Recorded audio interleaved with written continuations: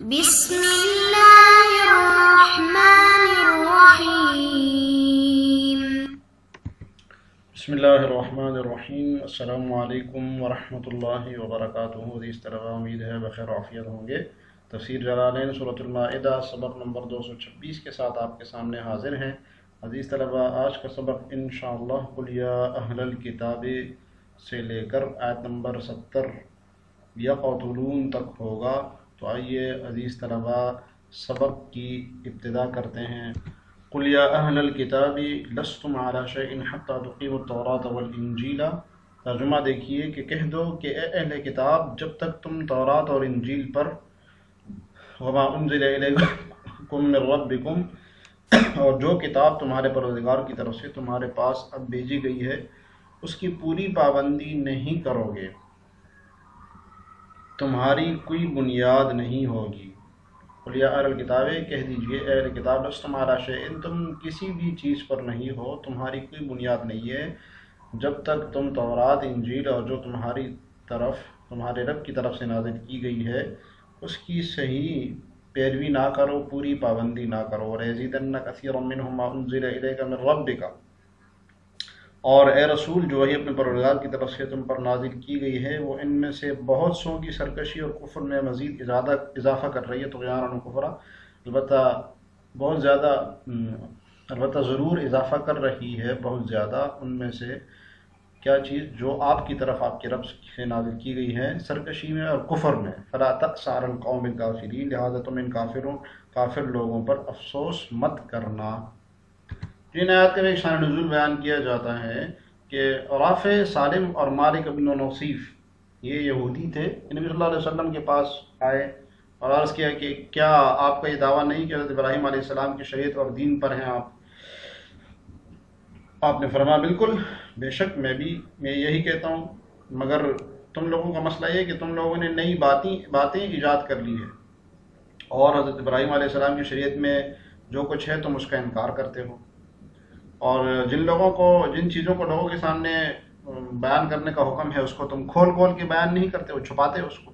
وہ کہنے لگے کہ ہمارے ہاتھوں میں جو ہے ہم تو وہی لیں گے، یعنی جو تورات تحریف شدہ تھی اس کی طرف اشارہ کیا، اور ہم یقیناً حق اور ہدایت پر ہیں، یہ انہوں نے کہا۔ اس پر یہ آیت نازل ہوئی، اور اس آیت میں اللہ تعالیٰ نے یہود اور نصارہ کے جو فاسد اور غلط خیالات تھے کہ ہم صحیح دین پر ہیں، تو اللہ تعالیٰ نے فرمایا کہ یہود و نصارہ کسی صحیح دین پر نہیں ہے، یعنی اہل کتاب کا مذہب اللہ تعالیٰ کے نزدیک معتبر نہیں ہے جب تک وہ تورات، انجیل، دوسرے صحیفے اور قرآن پر ایمان نہ لے آئیں۔ جی تفسیر دیکھیے، قل یا اہل الکتاب لستم علی شیء، تم کسی چیز پر نہیں ہو، من الدین، جی شیء کا بیان کہ کیا مطلب ہے اس سے، دین پر، کسی بھی دین پر نہیں ہو، معتد بھی، کسی معتد بھی دین پر نہیں ہو۔ یہ کہہ کر صاحب جلالین نے ایک چھوٹے سے سوال کا جواب دیا ہے، وہ یہ کہ اہل کتاب کسی نہ کسی چیز پر تو تھے، چاہے وہ باطل دین ہی کیوں نہ تھا۔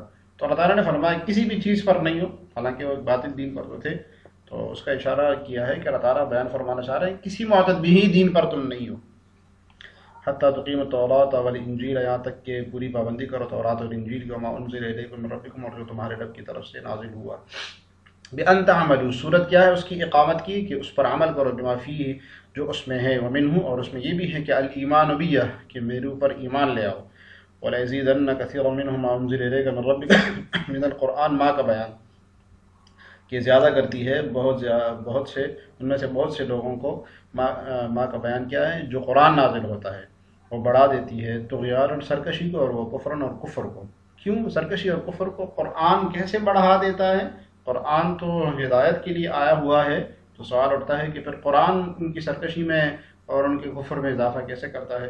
تو فرمایا کہ اس کا جواب دیا لِکُفْرِهِمْ بِهِ، اس لیے کہ وہ اس کا انکار کرتے ہیں، وہ قرآن کے منکر ہیں، کفر کرتے ہیں اس کا۔ فلا تأس علی القوم الکافرین، تو آپ افسوس نہ کیجیے، لا تحزن، تأس کا معنی کیا کہ آپ غمگین نہ ہوں۔ نبی صلی اللہ علیہ وسلم بہت غمگین ہوتے تھے جب اہل کتاب انکار کرتے تھے، کفر کرتے تھے، علی القوم الکافرین، کافر قوم پر، ان لم یؤمنوا بک، اگر وہ آپ پر ایمان نہ لے آئے، ای لا تهتموا بهم، یعنی ان کو آپ اتنا اہتمام نہ دیجیے، آپ ان کو اتنا محتم بالشان نہ بنائیں، آپ ان کو اتنی ویلیو نہ دیں، ان الذین آمنوا والذین ہادوا والصابئون والنصارى. ترجمہ دیکھیے، حق تو یہ ہے کہ جو لوگ بھی خواہ مسلمان ہوں، والذین ہادوا اور خواہ یہودی ہوں، والصابئون یا صابی ہوں، والنصارى یا نصرانی ہوں، من آمن باللہ جو کہ اللہ اور آخرت، من آمن باللہ والیوم الآخر جو اللہ پر اور آخرت کے دن پر ایمان لائیں گے، وعمل صالحا اور نیک عمل کریں گے، فلا خوف علیہم ولا هم يحزنون تو ان کے اوپر کوئی خوف نہیں ہوگا اور نہ وہ کسی غم میں مبتلا ہوں گے. اس آیات میں اللہ تعالیٰ بیان فرما رہے ہیں کہ صرف ایمان، اللہ تعالیٰ پر اور آخرت کے دن پر ایمان اور عمل صالح ہی نجات کا معیار ہے. یہودی ہونا نہیں، عیسائی ہونا نہیں، صابی ہونا نہیں، صرف مسلمان ہونا نہیں، بلکہ ایمان بھی ہو اور ساتھ میں نیک عمل بھی ہو. کیا مطلب ہے کہ کوئی بھی قوم چاہے وہ مسلمان کہلاتی ہو، چاہے وہ یہودی ان کو کہا جاتا ہو، چاہے نصارہ کہا جاتا ہو، چاہے صابی کہا جاتا ہو، تو ان ناموں کی بدولت یا کسی نسل کی بدولت یا رنگ یا پیشہ یا وطن کی بدولت کامیابی حاصل نہیں کر سکتا. کامیابی کا مدار اور کامیابی کا معیار صرف ایک ہی ہے، وہ یہ کہ ایمان اور عمل صالح، کسوٹی صرف یہی ہے.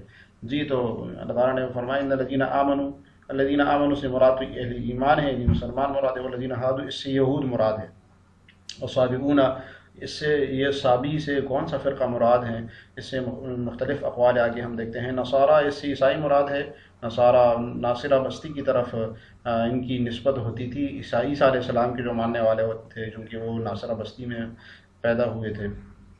تو فرمایا کہ ان الذین آمنوا والذین ہادوا هم الیہود، والذین ہادوا سے کون مراد ہے؟ یہود مراد ہے. مبتدا یہ مبتدا ہے، ترکیب کر رہے ہیں صاحب جلالین، ٹھیک ہے، یہ مبتدا ہے، خبر آگے آ رہی ہے، غور کیجیے گا. والصابئون فرقۃ منہم اور صابی یہ ان میں سے ایک فرقہ ہے. صاحب جلالین کی رائے صابیوں کے بارے میں یہ ہے کہ یہ یہودیوں کا ایک فرقہ ہے. ایک قول یہ ہے کہ یہ عیسائیوں کا فرقہ ہے، ایک قول ہے کہ یہ فرشتوں کی عبادت کرنے والے لوگ ہیں، اور ایک قول یہ بھی ہے کہ آگ کی پرستش کرنے والے لوگ ہیں. تو بہرحال ان کو ذکر کرنے کا مقصد یہ ہے کہ بطور تمثیل اللہ تعالیٰ نے ایک بے دین فرقہ بیان کر دیا.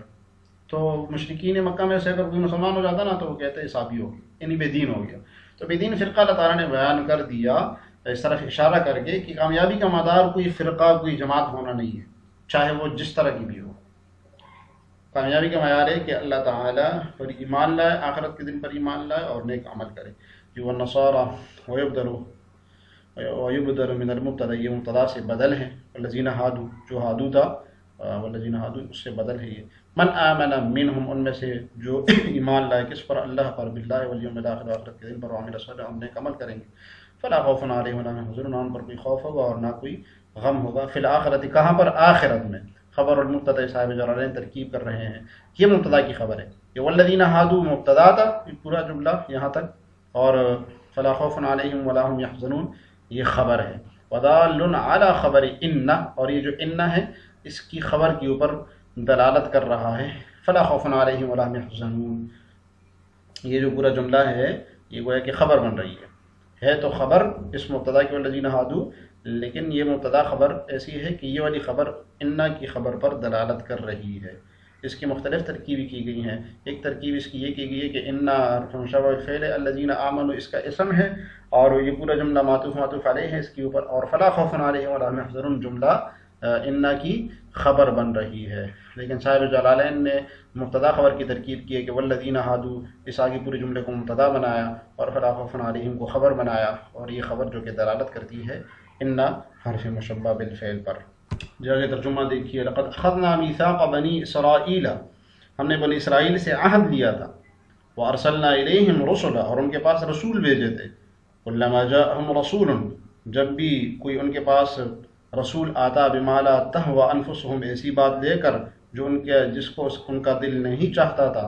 فریقا کذبوا، تو کچھ رسولوں کو انہوں نے وہ جھٹلا دیتے، وہ فریقا یقتلون، اور کچھ رسولوں کو وہ قتل کرتے. جی یہاں بنی اسرائیل کے ساتھ جو میثاق لیا گیا تھا اس سے کون سا میثاق مراد ہے؟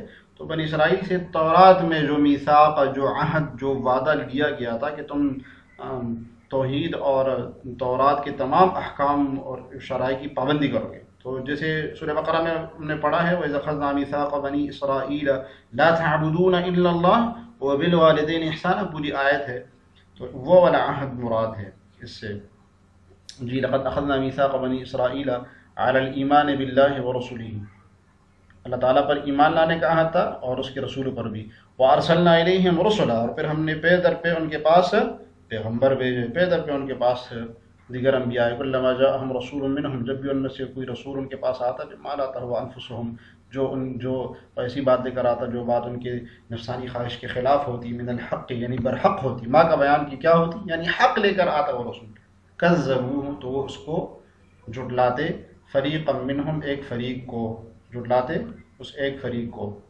جی کذبوہ کہہ کر صاحب جلالین اس طرف اشارہ کر رہے ہیں کہ جو آگے کذبو آ رہا ہے یہ کلما شرط کی جزا پر دلالت کر رہا ہے، کیونکہ کلما اس میں شرط ہے، جاءہم رسول ما لا تہوی انفسہم جملہ شرط بن رہا ہے، اور آگے کذبوہ صاحب جلالین نے معذوف نکالا ہے جو کہ دلالت کر رہا ہے اگلے کذبو پر کہ وہ جزا بن رہی ہے. اور یہ فریقاً اس کذبو کا مفعول بھی ہے اور دوسرا والا فریقاً یقتلون کا مفعول بھی مقدم ہے.